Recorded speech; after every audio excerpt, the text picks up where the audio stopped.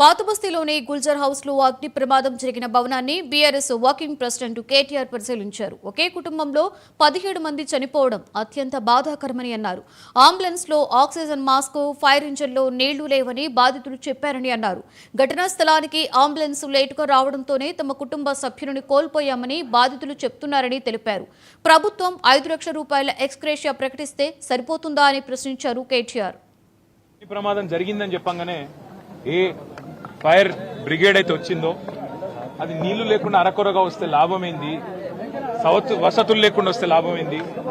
వచ్చిన ఆ fire service వాళ్ళు కూడా మాకు మాస్క్ లేదు కాబట్టి లోపలికి పోలేకపోతున్నామంటే ఇంతకంటే అన్యాయం ఉంటుందా?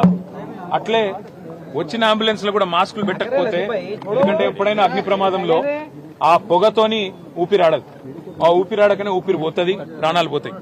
అట్లాంటప్పుడు ఆక్సిజన్ మాస్కులు లేకుండా, అట్లాంటప్పుడు వచ్చిన అంబులెన్స్ లో కనీస సౌకర్యాలు లేకుండా వస్తే ఎట్లా? ఆ సౌకర్యాలు ఆ ఫైర్ ఇంజన్ల అంబులెన్స్ లో ఉంటే కొన్ని ప్రాణాలు బతుకుతుండే, కొంతమంది అన్న మా వాళ్ళు బతుకుతుండే అనే బాధ. ఇలా రాజకీయం లేదు, ఎవరిని తిట్టేది లేదు.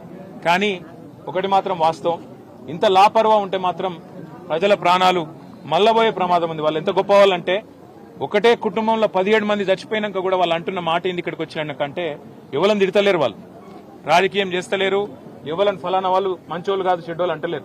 మాకు ఇక్కడుండే హిందువులు సాయం చేసిండ్రు, ఇక్కడుండే ముస్లింలు సాయం చేసిండ్రు, అందరు వచ్చిండ్రు, అందరు సహాయపడ్డారు, అందరు కాపాడిండ్రు. కానీ మాకు జరిగింది ఇంకొకరికి జరగద్దు. కనీసం ఇప్పుడన్నా ప్రభుత్వం మేల్కొనాలే, ఇప్పుడన్నా ముందుకొచ్చి ఈ రాష్ట్రంలో, ఈ నగరంలో మళ్ళొక్క ప్రాణం ఫైర్ యాక్సిడెంట్ లో పోకుండా కాపాడండి సార్. మాకు అంతకంటే ఏమొద్దు.